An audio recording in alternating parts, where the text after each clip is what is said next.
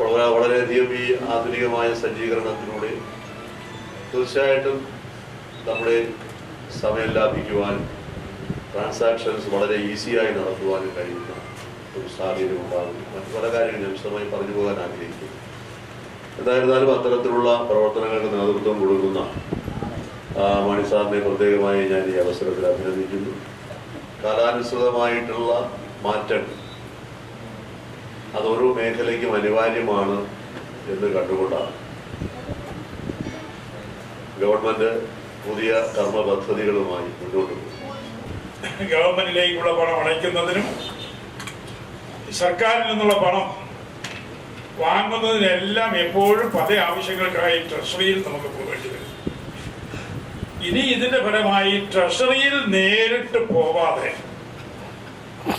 ലോകത്ത് ഏത് രാജ്യത്തിരുന്നു കൊണ്ടും സർക്കാരിലേക്കുള്ള പണം അയക്കാനും നമുക്ക് ഇലക്ട്രോണിക് മാധ്യമം അവലംബിച്ചുകൊണ്ട് സാധിക്കുന്നു എന്ന്